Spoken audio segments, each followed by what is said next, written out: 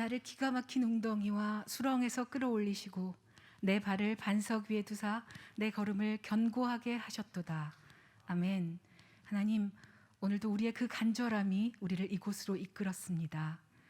다윗의 기가 막힌 웅덩이와 수렁이 마치 지금 어지럽고 불완전한 이 시대인 것 같습니다.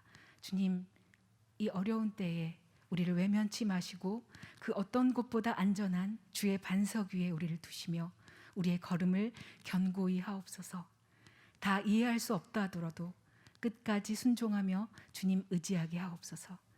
말씀을 통해 도전하시고 기도의 능력으로 덧입히시는 주님, 나의 기도가 변하고 우리의 자녀들과 원천 공동체가 기도로 세워지는 은혜를 맛보게 하옵소서.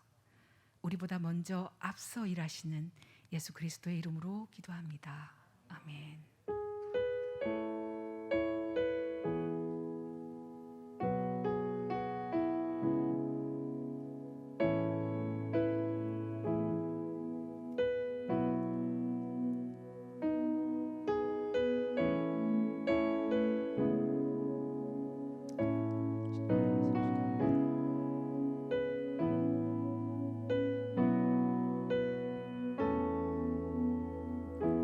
송축해 내 영혼 내 영혼아 거룩하신 이름 이전에 없었던 노래로 나 주님을 경배해. 나의 영혼아 여호와를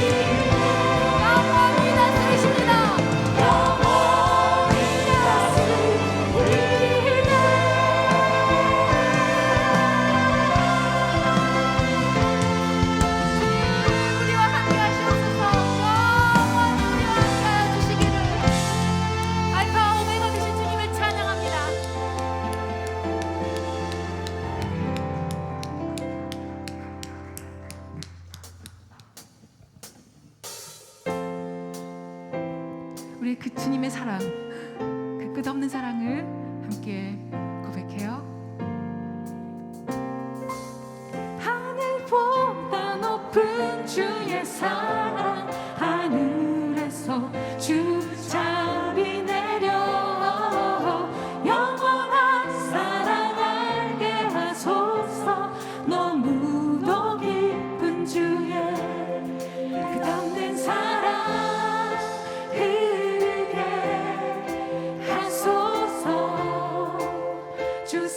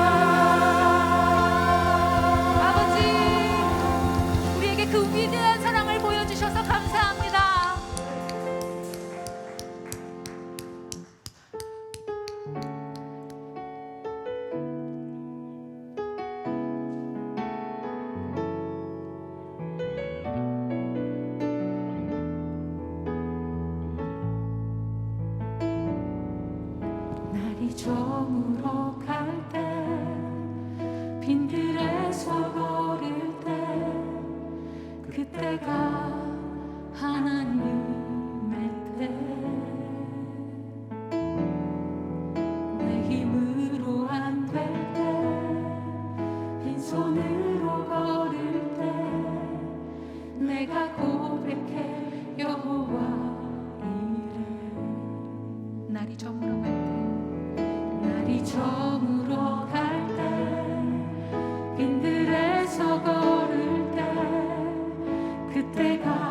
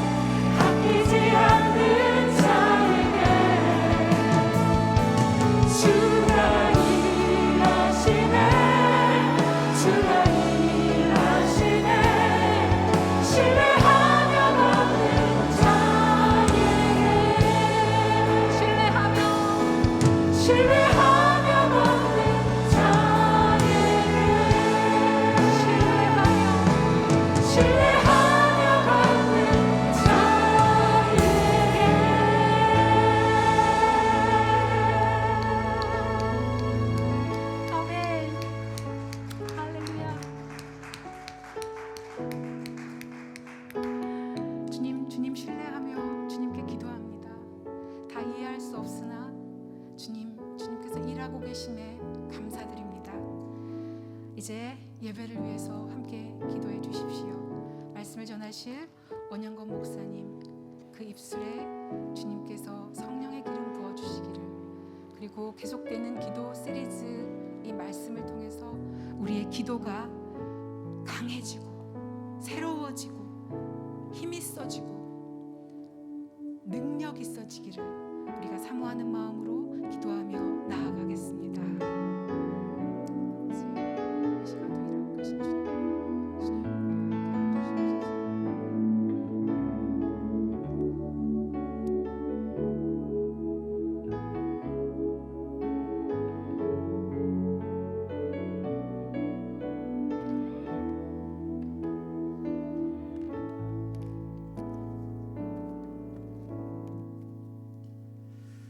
거룩하신 아버지 하나님, 은혜를 감사합니다. 오늘도 주의 사랑하는 백성들 주님 사랑해서 주의 보좌 앞에 모였습니다. 찬양하고 주님 앞에 고백하고 또 예배드리게 해주심을 감사드립니다. 이 시간 우리 가운데 임재하여 주시고 또 우리가 드려지는 모든 예배 가운데 홀로 영광 받아 주시옵소서. 드려지는 예배를 기뻐 받아 주시오며 충만한 은혜로 채워 주옵소서.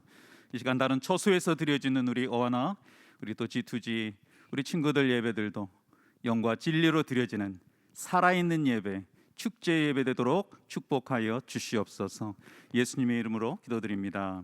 아멘. 할렐루야.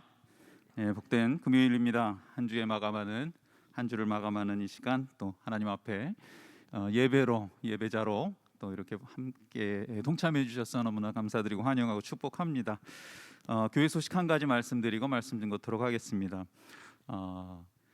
우리가 지금 대강절을 지내고 있는데요. 이제 성탄절 얼마 남지 않았습니다.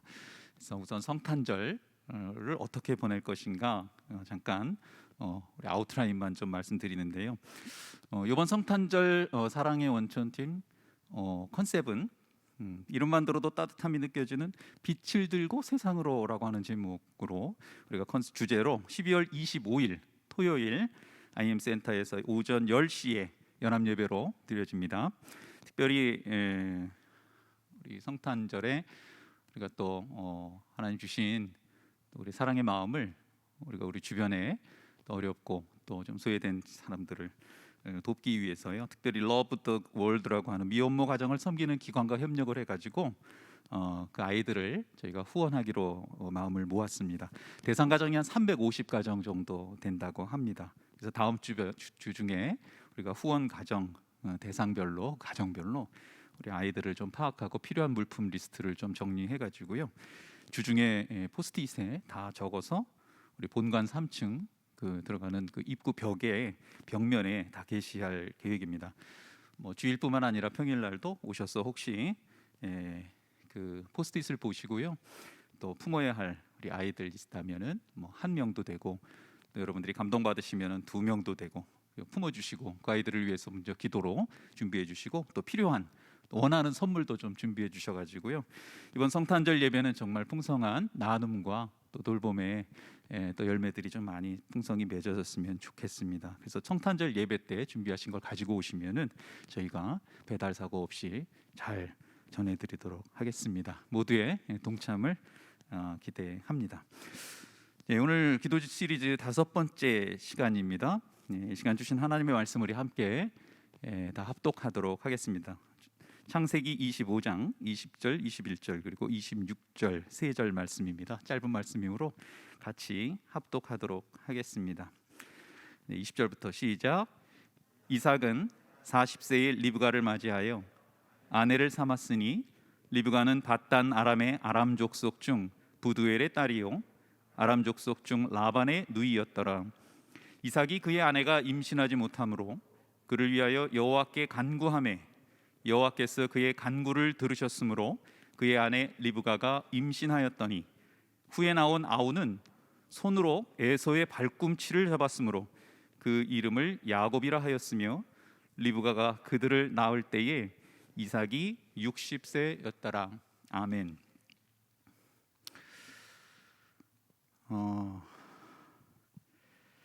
오늘 말씀은 동역기도, 말씀의 제목은 동역기도입니다.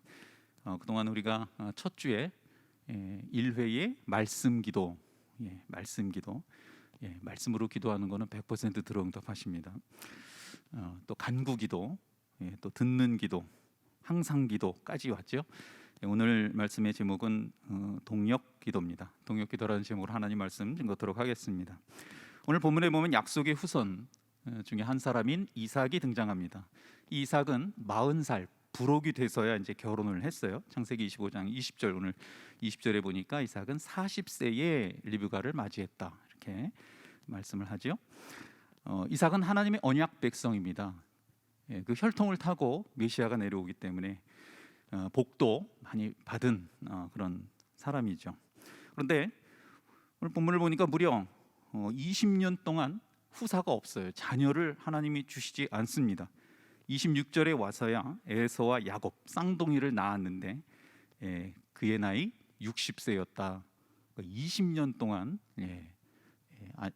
자녀를 주시지 않은 거죠.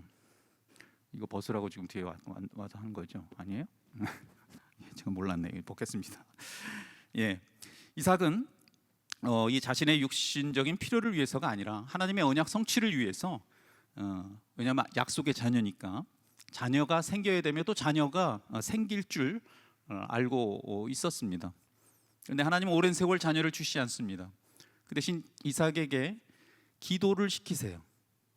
그런데 참 희한하게도 이삭이 기도를 하자 아이가 생깁니다. 짧은 구절이기 때문에 금방 우리가 파악을 할 수가 있습니다. 자, 그렇다면 질문하겠습니다. 여러분, 이삭이 기도하지 않았다면 아이가 생기지 않았을까요? 정답이 있습니다. 정답은 예스입니다. 이삭이 아마 끝까지 기도하지 않고 버텼다면 하나님이 그에게 자녀를 안 주셨을 수도 있습니다. 이건 끝까지 잘 들으셔야 이제 완벽하게 이해를 하실 수가 있습니다. 오늘 본문도 보니까 하나님이 이삭의 기도를 들으신 후에야 리브가가 임신했다, 분명히 밝히고 있죠. 여러분, 하나님은 홀로 계획하시고 홀로 완성하시는, 모든 일을 다 알고 모든 걸 다 하실 수 있는 전지전능하신 분입니다. 그러나 하나님은 당신의 백성과 함께 일하시기를 또 기뻐하시는 인격적인 분이기도, 관계 지향적인 분이기도 합니다. 그래서 사람을 남자와 여자로 창조하신 이유도 그것 때문입니다. 저는 생물학자가 아니지만 지렁이, 달팽이, 이전에 초등학교 때, 중학교 때 같은 배웠을 때 이 종류들은 암수 한 몸이잖아요.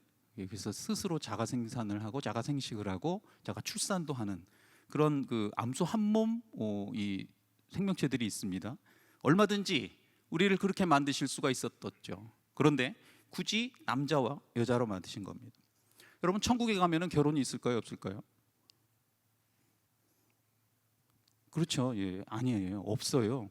하고 싶어도 안 됩니다. 뭘 또 하려고 그래요, 그걸? 없어요.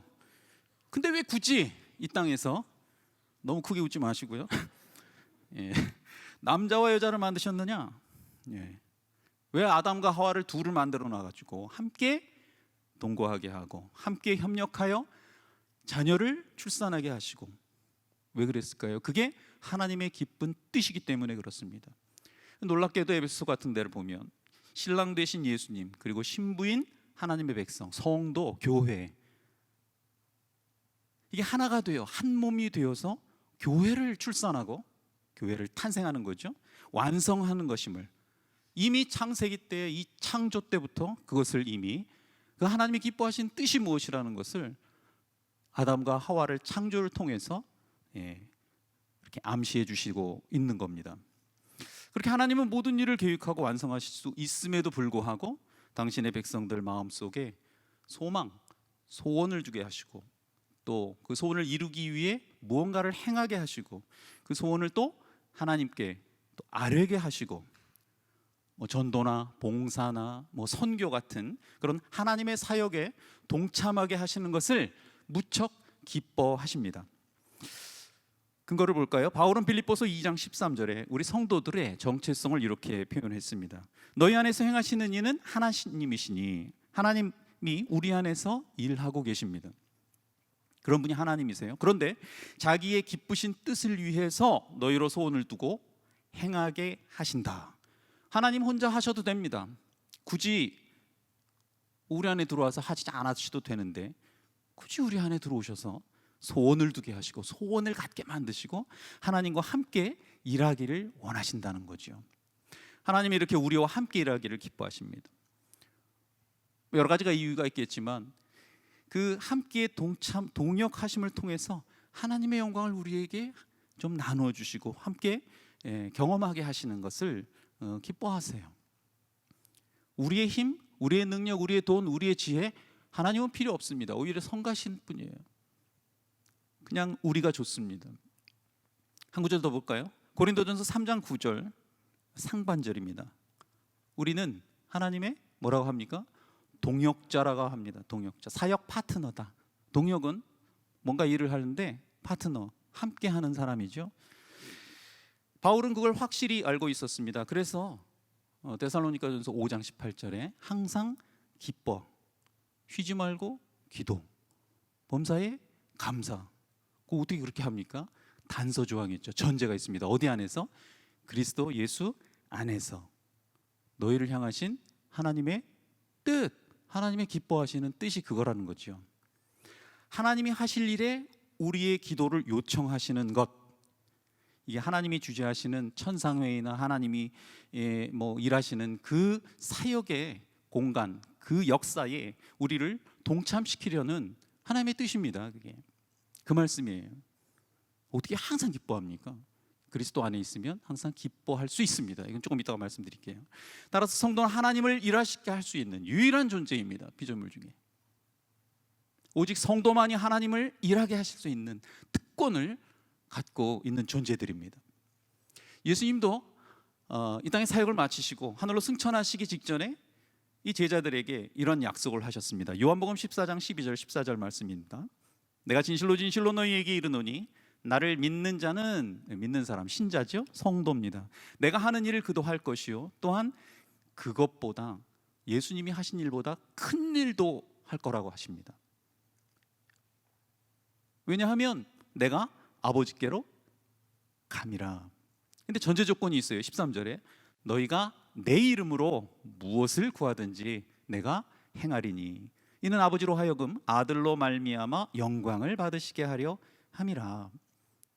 내 이름으로 무엇이든지 내게 구하면, 기도하면, 이런 뜻이죠. 내가 행하리라.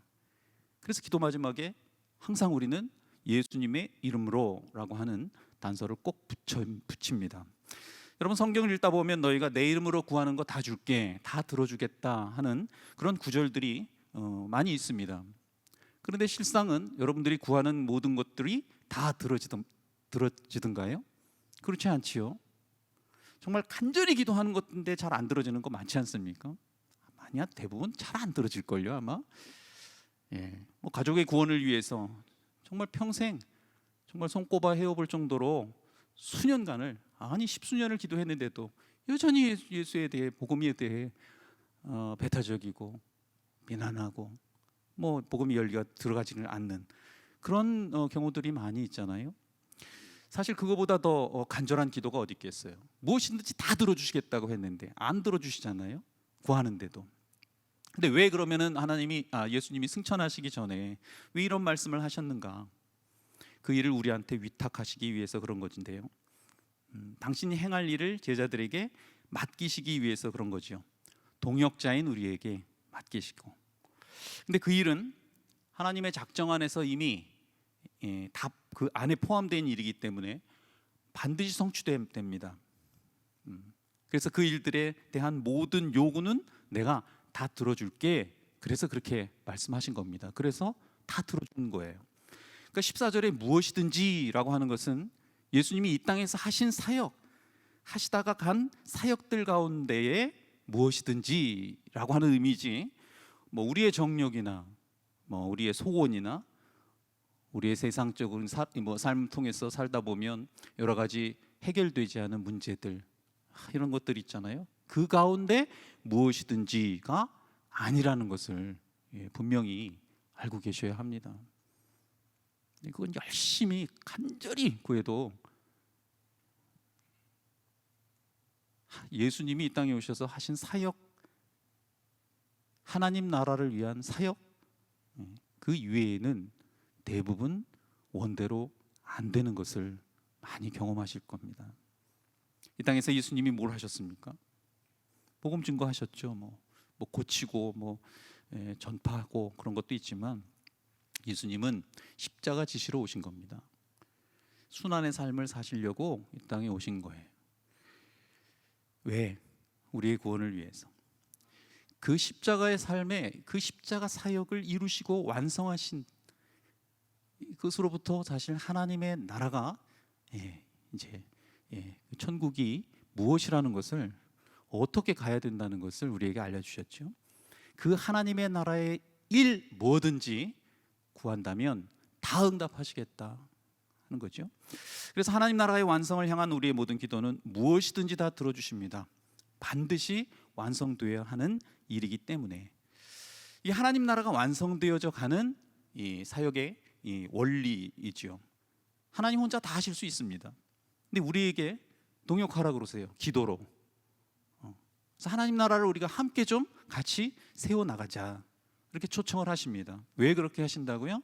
한 가지 이유는 하나님의 영광을 우리에게 나눠주고 본인도 받기 위해서, 같이 동역하기 위해서.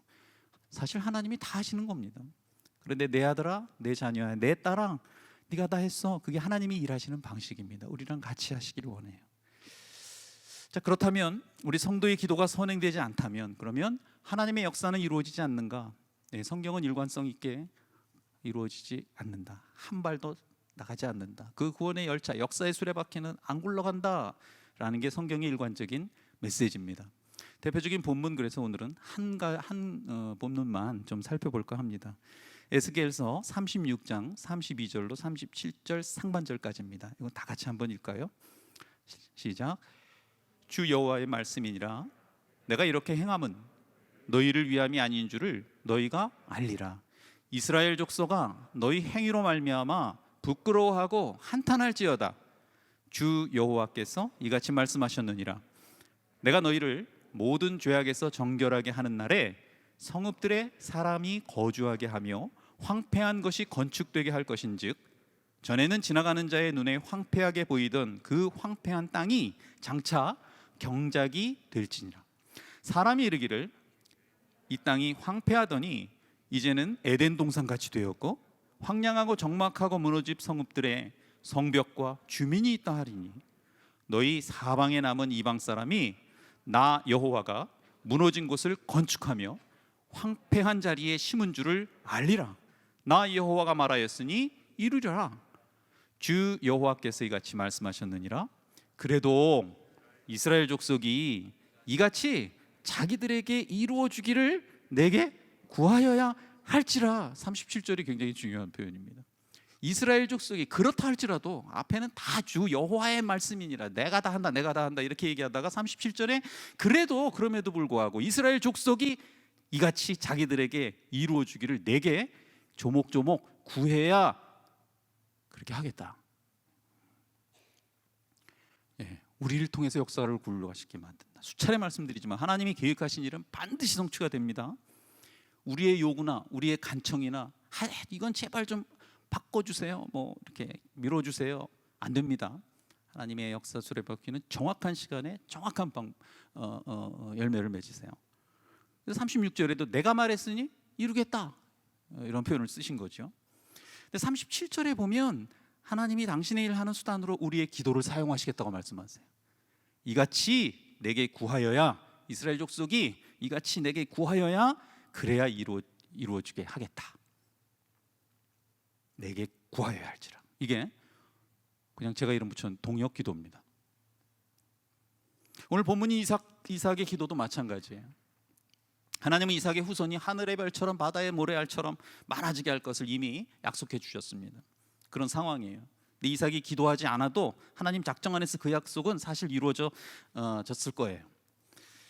혹시 제 말을 들으면서 성경을 좀 읽어보신 분들은 아닌데 하나님 말씀하신 걸 후회도 하시고 뭐 돌이키시도 한다는 뭐 그런 말씀도 있는데, 성경에 그런 말씀이 있잖아요. 그럼 성경에 그런 말씀이 나오는데 그런 얘기는 또 무슨 의미인가? 예, 간혹 성경에서 당신이 하신 말씀에 후회 돌이켜 뭐 이런 표현이 나와요. 예. 근데 사실 그것은 하나님의 진심을 인간이 이해할 수 있는 표현으로, 우리의 언어로 표현하다 보니까 그렇게 한 거지 사실 그렇지는 않습니다. 하나님 후회하시지 않아요. 볼까요? 민수기 23장 19절 같이 읽읍시다. 시작.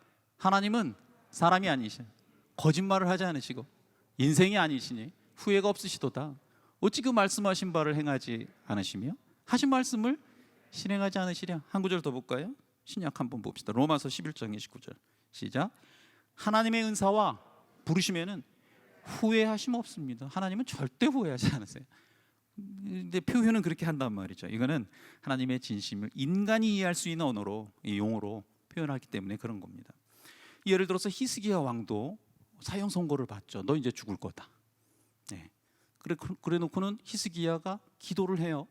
그랬더니 돌이키셨다. 그래서 얼마나 더 생명을 연장합니까? 자그마치 15년을 더 연장시켜 주시잖아요. 하나님이 그러면은 뭐 마음을 돌이켜서 그의 생명을 연장해 주니까 이게 돌이킨 거 아니냐, 이렇게 말씀하실 수 있죠. 예. 그냥 히스기야는 딱 이 생에서 닦고 수명을 딱 만들어 놓고 기도 열심히 하니까 기도하니까 마음을 돌이켜서 후회하시고 결정을 번복하신 것처럼 우리가 보입니다. 그 구절은. 근데 하나님은 그런 분이 아닙니다. 뒤에서 더 말씀드리겠지만 하나님은 히스기야 왕에게 사형 선고를 내리시고 그의 기도를 들으시고 생명을 연장시킨 게 아니에요. 애당초 히스기야는 죽일 생각이 없으셨어요. 이건 조금 뒤에 다시 부연 설명드리겠습니다.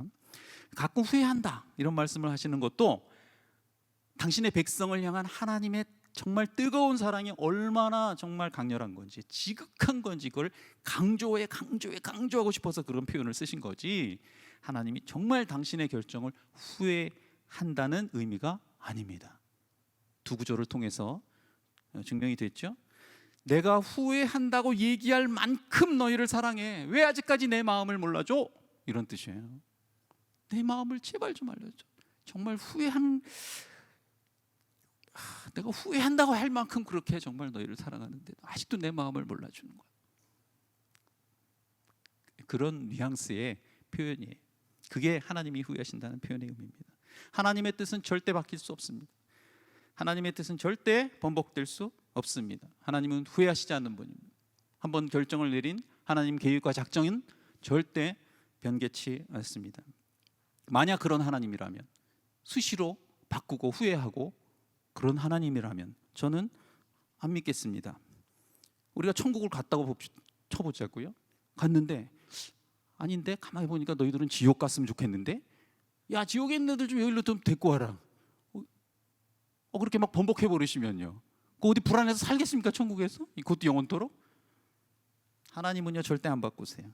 우리가 성경을 믿고 우리가 이 험난한 세상 살면서도 그래도 나름대로 천국 소망을 갖는 이유도 무슨 이유죠?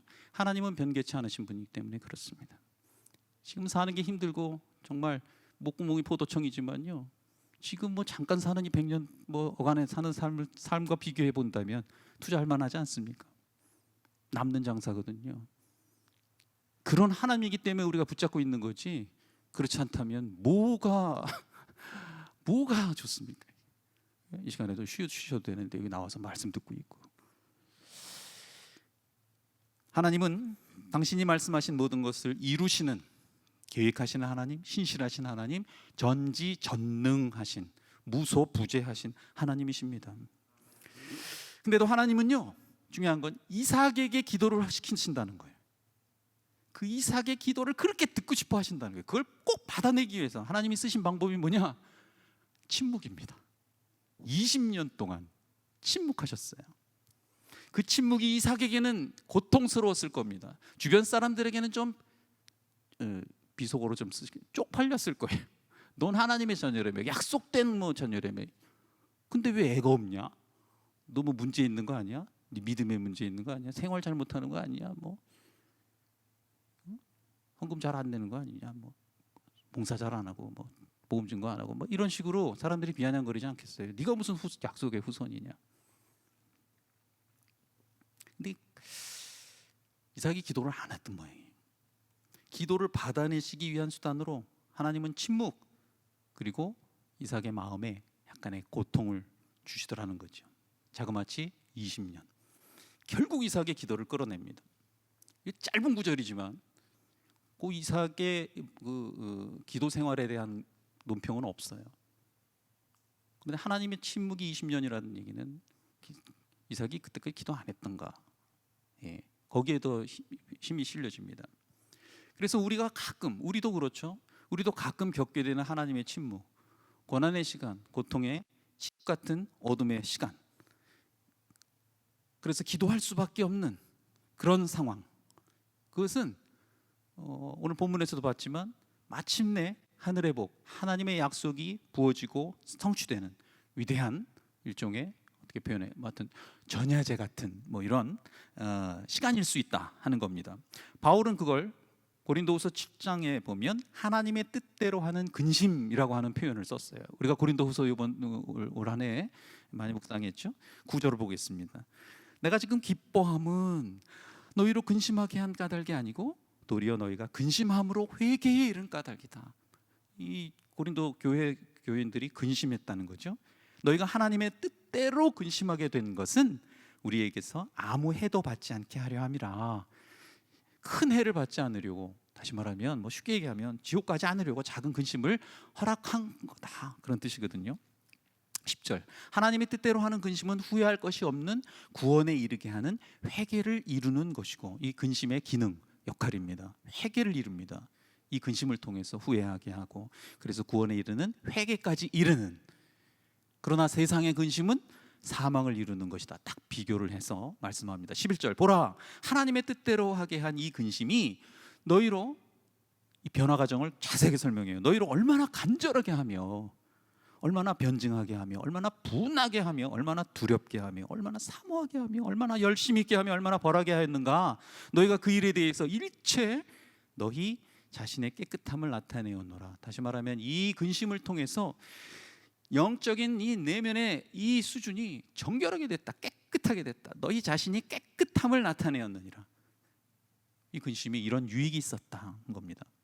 하나님의 뜻대로 하는 근심, 이것은 우리로 하여금 기도하게 만들어 놓고, 그 기도는 결국 성도 자신을 깨끗하게, 정결하게, 순결하게 만드는, 다른 말로 표현하면 성도 안에서 하나님의 나라가 성취되고 그 영적 지경이 점점 넓혀지는, 우리 안에도 우리 안에 있는 땅에 이 마음의 밭이 기경이 되어서 하나님의 나라로 점점 그 지경이 넓어지는,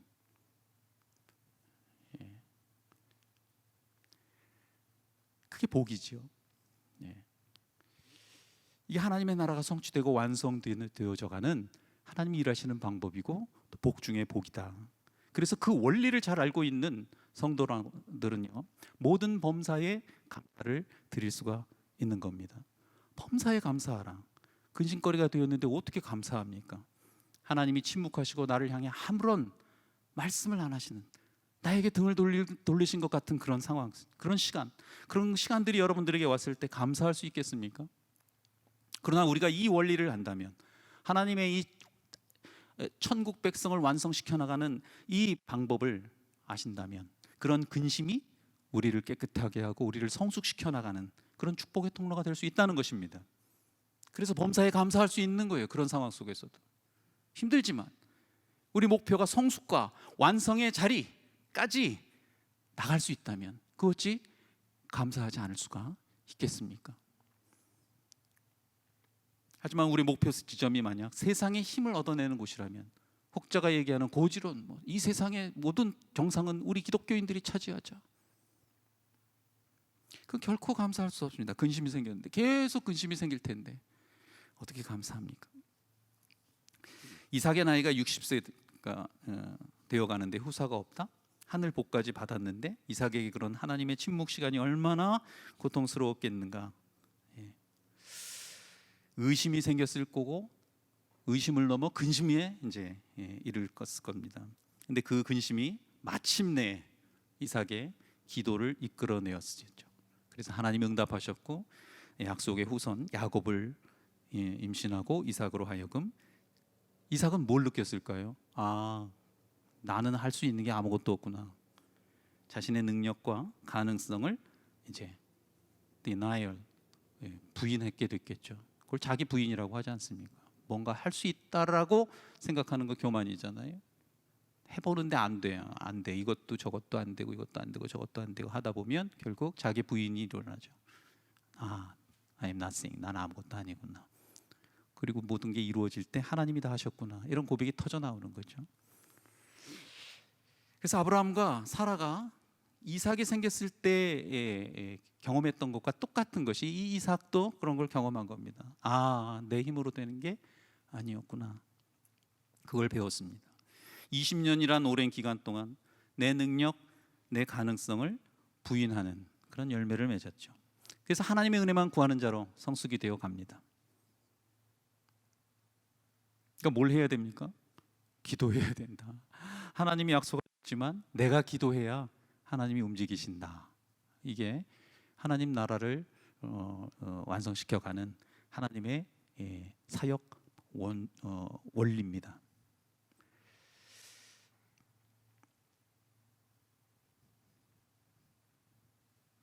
그렇게 하나님의 은혜만 구하는 자로 성숙시키고 또 동시에 이삭을 하나님의 동역자로 부르신 겁니다. 이삭이 기도하니까 주셨잖아요. 하나님이 신나서 그랬을 겁니다. 이삭에게. 이야, 네가 기도해서 내가 줬어. 잘했어. 칭찬하셨을 거예요. 우리가 아까 읽었던 에스겔 38장 이 말씀의 맥락도 똑같은 겁니다. 요세푸스가 쓴 이 이스라엘의 유대 관련 역사서들이 있는데 거기 읽어보면요, 유다는 바벨론 포로를 가기 이전에는 제단이 두 개였다고 합니다. 하나는 하나님께 드리는 제단, 제물을 하나님께 드리는 제단, 또 하나는 하나님이 안 주시는 세상 것들을 얻어내기 위해 만들어 놓은 결국 다른 우상들, 다른 우상에게 제물을 드리는 제단, 이렇게 두 개의 제단을 동시에 마치 오늘날 예배당에서 하나님을 섬긴다고 예배하면서 사실은 만몬이란 돈을 섬기고 있는 그런 사람들과 양다리 걸치고 있는 사람들과 흡사한 모습이죠. 그들이 어떻게 됐습니까? 잘 아시다시피 끌려갔죠. 바벨론에 죽도록 개고생했습니다. 근데 바벨론에서 귀환한 후에 이 고고학자들이 발견한 바에 의하면 우상에게 제물을 드리던 제단이 싹 사라졌대요. 뭐죠? 깨달은 거예요. 그거 아무것도 아니구나. 우리는 하나님만 섬겨야 되겠네. 다른 신 섬기다가 이렇게 개고생하는구나. 70년. 나는 아무것도 아닙니다. 주님의 사랑이 없으면 내가 나는 아무것도 아닙니다. 저는 이 찬양 너무 좋아해요. 나는 아무것도 못합니다. 주님의 능력이 없으면 나는 한순간도 못 삽니다. 주님의 생명이 없으면. 제가 지금 살아있는 것도, 여러분들이 숨쉬고 있는 것도요, 하나님이 생명을 걷어가시지 않았기 때문에 살아있는 겁니다. 근데 별 감사를 못해요. 그죠? 그냥 뭐 숨쉬고 있으니까 그냥 사나보다 이렇게 생각하는데 감사하셔야 됩니다. 감사하십니까? 예. 아니면 빨리 가고 싶으십니까?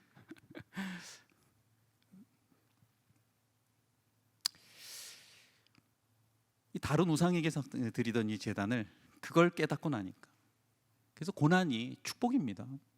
다른 우상에게 드리던 제단을 헐어버리더라.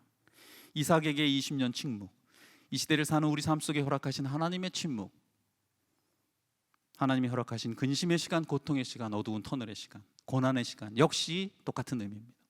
우리는 그 시간을 통해 정결하게 정말 하나님 백성으로서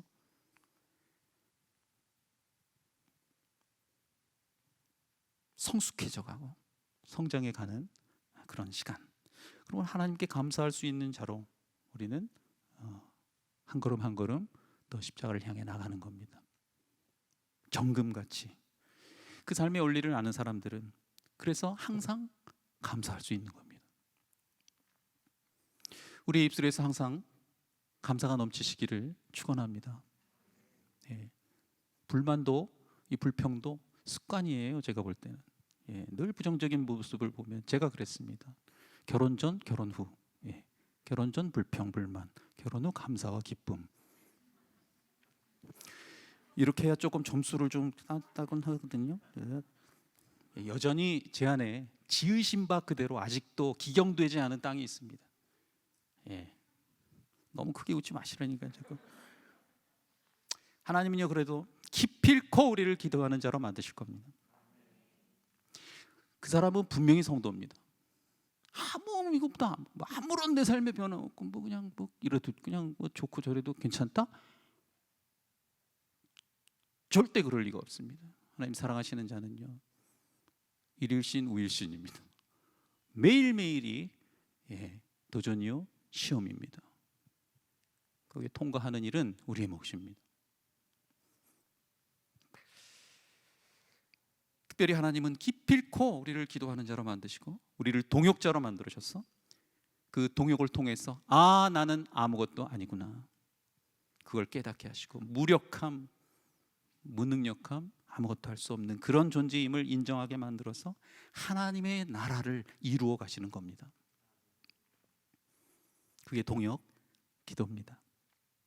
하나님 그들에게 기어코 이스라엘 백성들에게 에스겔 이 말씀이 기도를 받아내시고는 세 차례에 걸쳐서 가나안으로 70년 이후에 다시 복귀시키시죠.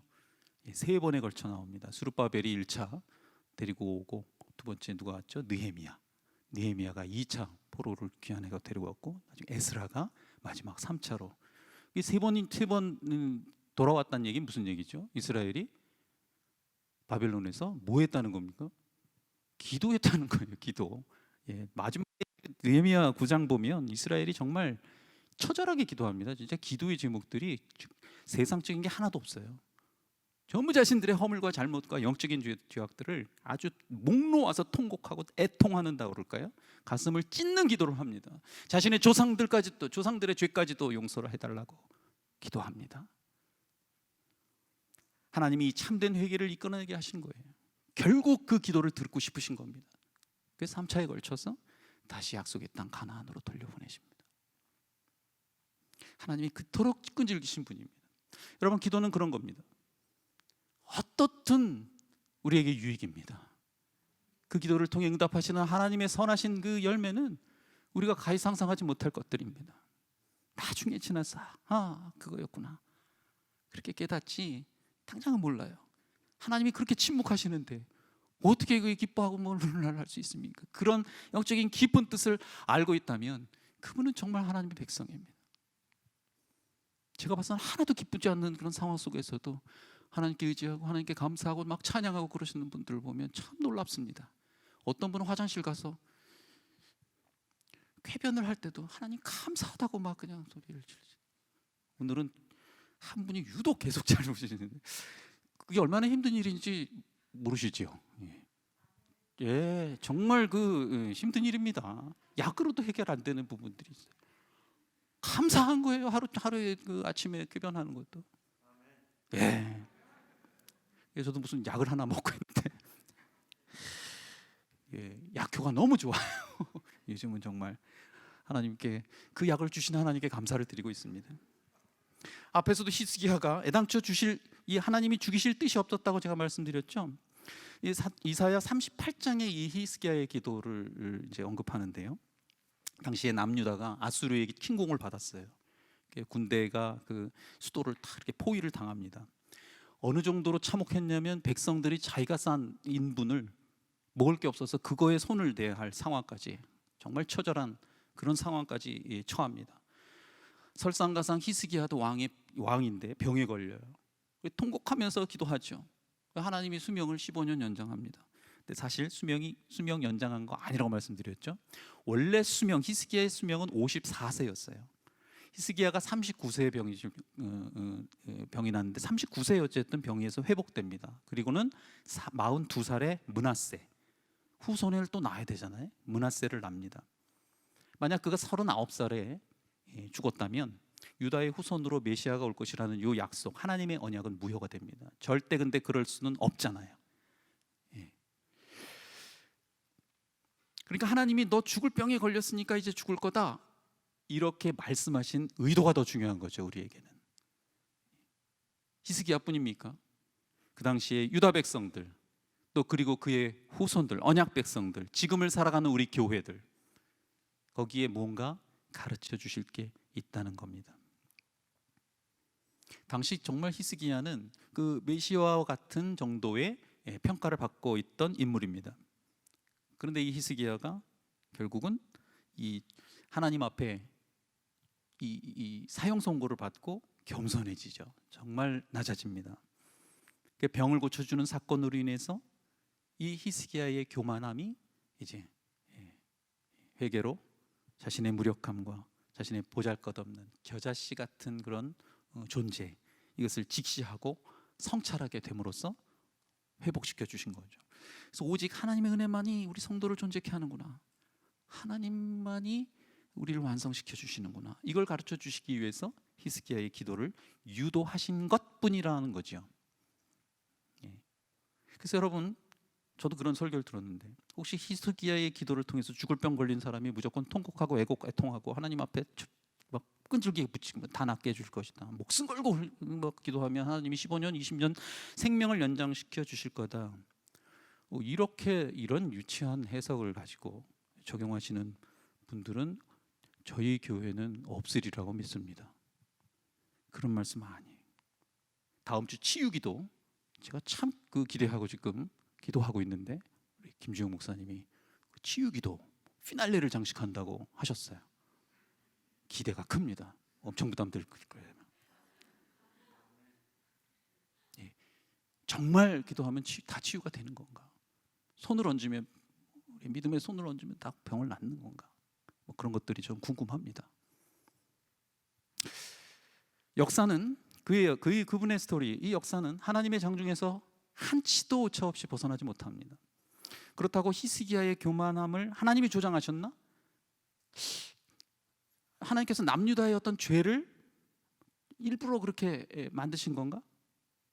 하나님 목적을 이루시기 위해서 바벨론에 끌려가야 되니까 죄를 짓도록 막 하셨나? 아닙니다. 사실 이건 굉장히 좀 어려운 표현인지 모르겠지만, 하나님의 주권 속에 있는 어떤 여지가 있어요. 제한된 인간의 어떤 자유의지라는 게 있습니다.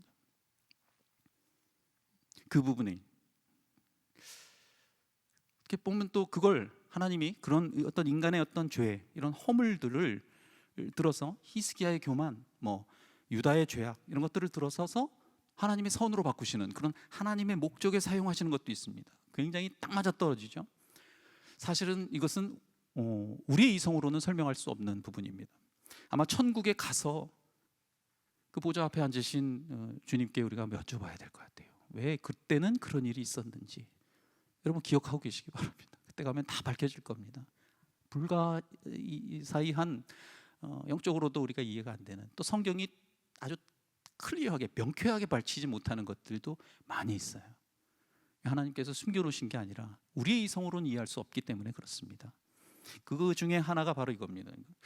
이거 죄를 이렇게 조장하신 거 아니야? 이거 히스기야, 그 믿음이 좋은 사람인데 왜 교만하게 만드셨을까? 하나님이 하신 거 아닌가? 이게 굉장히 궁금해요. 아닙니다. 이건 제한된 인간의 자유의지의 문제거든요. 자, 그래서 이사야 39장 6절 7절 한번 볼까요? 이 히스기야의 얘기입니다. 자, 보라, 날이 이르니 내 집에 있는 이 히스기야 왕조입니다. 모든 소유와 내 조상들이 오늘까지 쌓아둔 것이 모두 바벨론으로 옮긴 바 되고, 이제 히스기야가 교만함이 들어가지고 사실은 이 이후에 이제 바벨론으로 끌려가게 되는 거거든요. 남은 게 없으리라 여호와의 말이니라. 이때 잡혀간 사람들 7절에 보니까 내게 태어날 자손 중 몇이 사로잡혀 바벨론 왕궁의 환관이 되리라. 누구죠? 다니엘, 그리고 세 친구들 얘기하는 겁니다. 히스기야 병이 나은 이후에 벌어진 일들이에요. 근데 더 재밌는 건요, 레위기에 보면 이미 이 유다가 가나안에서 불순종해서 이 가나안 땅을 안식을 시키려고, 안식 규례가 있잖아요. 하나님이 그걸 지키시기 위해서 일부러 통째로 그냥 빼가신 거예요. 70년이라는 숫자도 그 안식을 해야 되는데 안식을 안 하고 계속 거기다 파종하고 인간이 그 탐욕을 그 땅에서 이루었다는 거죠. 계속 거기다 그냥, 그래서 땅이 죽었어요. 너무 일을 시켜갖고. 우리도 흙으로 지어져서 과라하면 힘들고 지치잖아요. 땅이 얼마나 힘들었는지 다 황폐해졌어요. 그래서 하나님 일부러 그 안식년을 딱 정해놨는데 그걸 안 지킨 만큼 70번, 그래서 70년을 보내버린 겁니다. 땅이 다시 회복됐죠. 그대로 레위기 26장의 일이 이루어진 거죠. 중요한 건 이삭의 기도, 히스기야의 기도, 또 이 유다 백성들의 바벨론에서의 기도, 이걸 끌어내서 그들의 무능력함, 그들의 보잘것없음, 이것을 반드시 끌어내고야 마시는 거예요. 그게 뭐죠? 성도의 성숙, 성도의 영적 성장이에요. 그리고 가나안으로 이 사람들이 영적으로 성장하고 성숙해면 다시 회복시켜 주시는 거죠.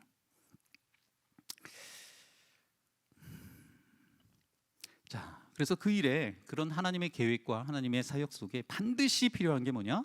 하나님의 백성들의 기도가 필요하다. 동역 기도라고 했죠.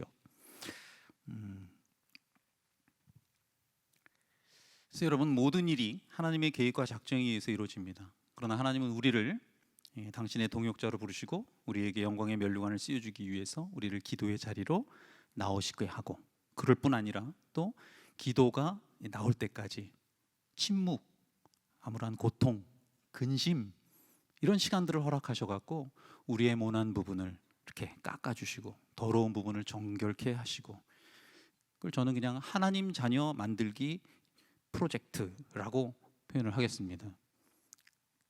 커스터마이즈된 각기 모든 한 영혼의 맞춤형 그 하나님 자녀 만들기 프로젝트를 한치 오차도 없이 지금도 완벽하게 행하고 계십니다. 그리고 또 그 모든 과정들을 통해서 우리의 힘으로는 결코 할 수 없는 일들을 하나님께서 이루어지신다는 것을 경험하게 만드세요. 여러분, 생전 새벽 기도든 뭐든 하진 않는 사람들이 어려운 일이 생기면 갑자기 등장하는 분들이 있잖아요. 예? 그러면 이제 그런 사람들, 아니 평소에 기도도 열심히 안 하면서 어려움 생기니까 그제서야 나와갖고 또 이렇게 옆에서 좀 미안해거리는 사람들이 있잖아요. 근데 그렇게 얘기하시면 안 됩니다. 그거는요, 하나님의 인도하심이에요. 특별한. 내 따라 기도해야지, 내 따라 기도해야지, 하나님이 계속 부르신 거예요. 그때 그 음성을 듣고 오신 거라고요. 그 부르심에 순종한 착한 종들이라고요, 그분들이. 그냥 격려해 주셔야 됩니다. 뭐 아무도 안 하더니 지금 와갖고 울고불고 그러시면 안 돼요. 예, 그런 일을 만들어서라도 기도하게 시키는 게 하나님이신 줄 믿습니다. 그러니까 억지로 끌려 나오기 전에 빨리빨리 나오셔야 되는 거죠. 기도의 골방을 만드시든가 하나님하고 어쨌든 친해지셔야 됩니다. 가정에서 직장에서 하여튼 걸어다니면서 쉬지 말고 기도하시기를 축원합니다. 여러분, 기도는 하나님의 작정 그리고 예정 속에서 하나님이 다 계획하시고 이루실 일에 우리가 그냥 밥숟가락 하나 얹어놓은 것처럼 아무 공로도 없지만 그냥 숟가락 하나 얹어놓는 거, 그게 기도입니다. 근데 그걸 기뻐하신다는 거예요. 그럼에도 불구하고 네가 다 했어. 네가 내가 가고 있는 이 천국 열차의 레일 위에서 너가 기도해서 내가 이렇게 열심히 달릴 수 있는 거야. 이렇게 기뻐하신다니까요. 그래서 기도가 얼마나 중요한 겁니까? 인정해 주시고 또 문제 해결도 되고, 비록 길지만. 그러니까 빨리 깨닫는 사람은 항상 기뻐할 수 있고 항상 기도할 수 있고 쉬지 말고 기도할 수 있고 또 범사에 감사할 수 있는 겁니다. 이 기도의 자리가 얼마나 축복된 겁니까? 이 동역하의 기도가 얼마나 복된 자리입니까? 영광된 자리에 우리 모두가 동참하고 또 성실한 하나님의 동역자 되시기를 주님의 이름으로 축원드립니다. 예, 우리 찬양팀 좀 올라와주세요. 오늘 또 좀 기도 좀 해야 되겠죠, 그죠? 예. 먼저 찬양들 한 부를 텐데요. 우리 함께 기도에 우리 찬양할 텐데요. 한 두 가지만 놓고 우리가 또 이따가 통성으로 기도할 겁니다. 우리 먼저 마지막 찬양 부르겠습니다.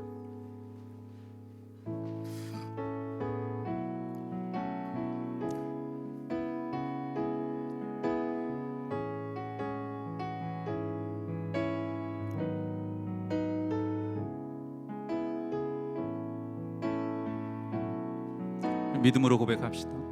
우리 함께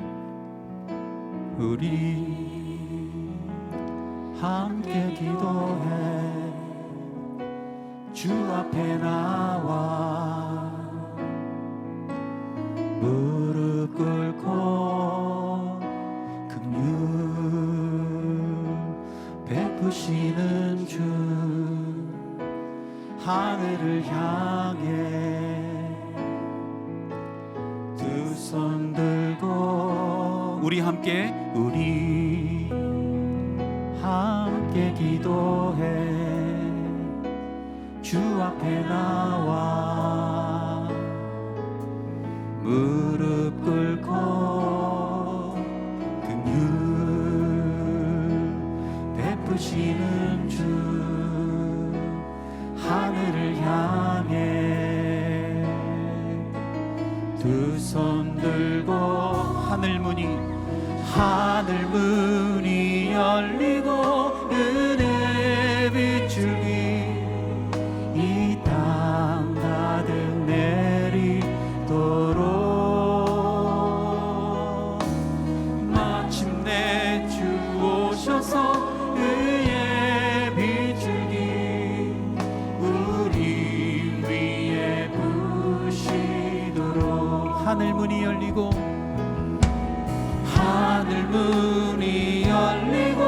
은혜의 빗줄기 이 땅 가득 내리도록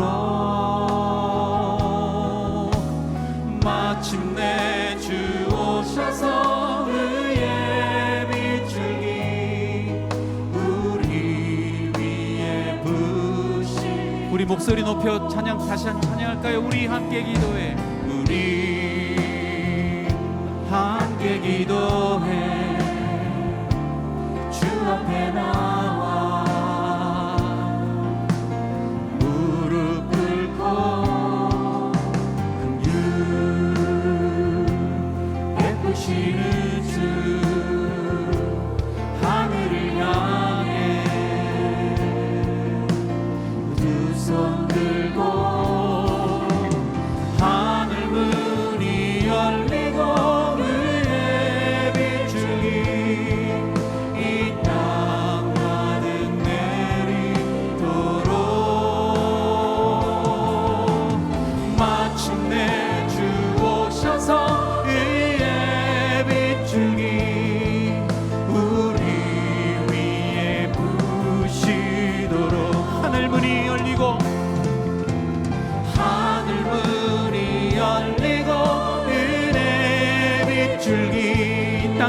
이 땅 가득 내리도록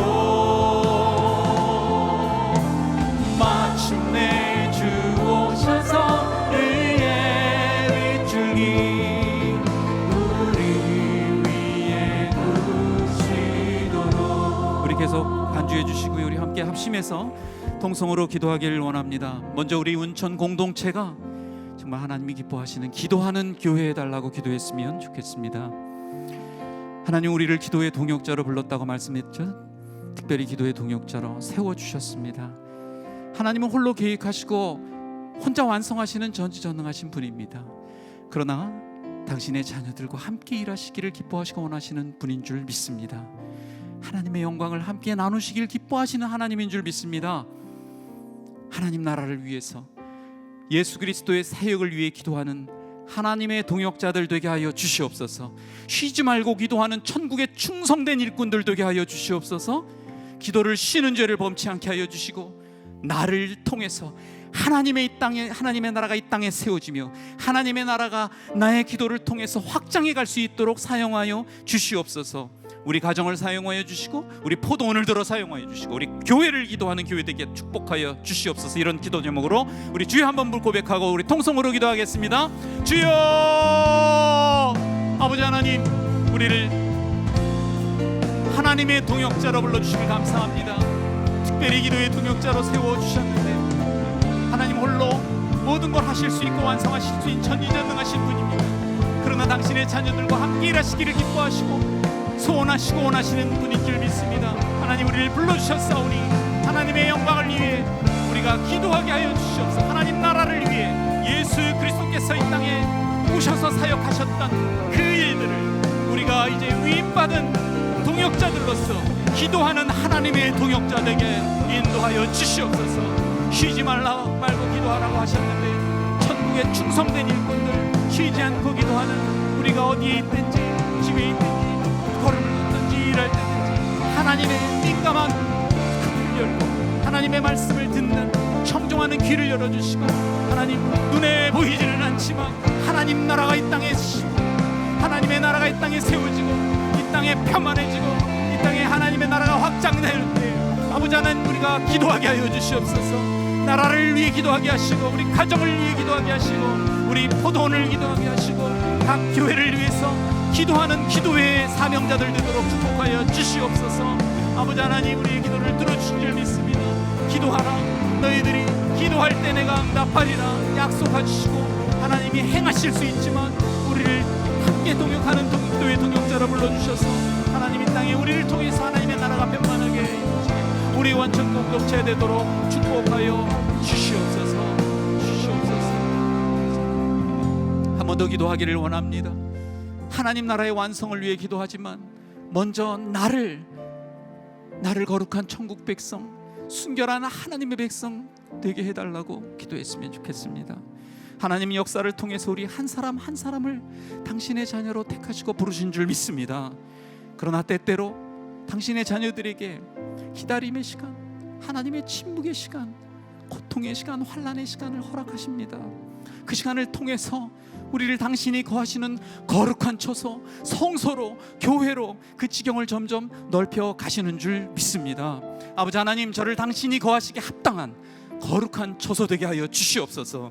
그 나라의 완성을 위해 기도하되 너무 더디지고 오래 침묵하신다고 실족하지 않게 하시고 낭망치 않게 도와주시옵소서. 그 시간이야말로 힘들고 고통스럽지만 하늘의 복이 부어지는 전야제인 줄 믿고 기도하게 도와주시옵소서. 그 기다림의 시간, 하나님의 침묵을 통해 우리 내면이 거룩해지고 흠없고 순결한 천국 백성 되게 해달라고 우리 함께 기도하기를 원합니다. 다시 한번 이런 제목들을 가지고 한 번 더 기도하겠습니다. 아버지 하나님, 하나님 나라의 완성을 위해 기도하기를 원하지만 아버지 하나님, 부족한 나를 거룩한 천국 백성, 순결한 하나님의 백성 되게 하여 주시옵소서. 하나님 역사를 통해서 우리의 삶의 한 걸음 한 걸음을 하나님의 자녀로 택하신 우리를 통해서 하나님 주님께서 역사하시는 줄 믿습니다. 그러나 때때로 우리의 마음이 준비가 되지 않아서 우리의 마음속에 세상 것들이 많이 차 있어서 하나님 사용하시기에 부족한 쓸 수 없는 도구들이 됩니다. 아버지 하나님, 우리의 마음속에 있는 세상적인 것들, 욕망들, 모든 정욕들을 아버지 하나님 다 토해내고 하나님 앞에 기도하며 우리의 부족함, 우리의 보잘것없음을 고백하며 그 자리까지 나아갈 수 있도록 하나님 도와주시옵소서. 당신의 자녀들에게 기다림의 시간을 주시는 것도 하나님 우리를 기도하는 자리로 부르시는 초청의 사사인 줄 믿습니다. 그 메시지를 우리가 귀를 열고 청종하게 하시고 그 지경을 점점 넓혀가시는데 하나님 우리가 순종하는 마음으로 나가게 하여 주시옵소서. 이삭이 20년 동안이나 초제하며 자식을 기다렸던 그 시간, 하나님이 세심한 손길이 이삭을 만지는 축복의 시간이었음을 믿습니다. 아버지 하나님, 저를 만져주시고 저를 세워주시고 저를 순결한 백성으로 다듬어 주시옵소서. 저의 부족한 부분이 있다면 하나님 깎아주시고 태워주시고 아버지 하나님, 그것을 깨닫는 역사가 나의 삶 가운데 너무나 경험되어지며 회개의 자리 가운데 가서 하나님 다시 회복하며 다시 주님의 사역에 동참하는 복된 시간이 될 수 있도록 주님 인도하여 주시옵소서. 주님 인도하여 주시옵소서. 인도하여 주시옵소서. 이 모든 간구 우리를 구원해 주신 우리 주 예수 그리스도의 이름으로 간절히 기도하옵나이다. 이제는 우리 주 예수 그리스도의 은혜, 하나님 아버지의 지극하신 사랑, 성령 하나님의 감화감동 위로 충만하신 교통하심이 하나님이 기뻐하시는 기도의 동역자로 부르심을 받고 하나님의 나라 든든히 세워가는데 귀하게 크게 쓰임받는 모든 주의 자녀들 위해 영원토록 함께 하시기를 간절히 축원하옵나이다. 아멘.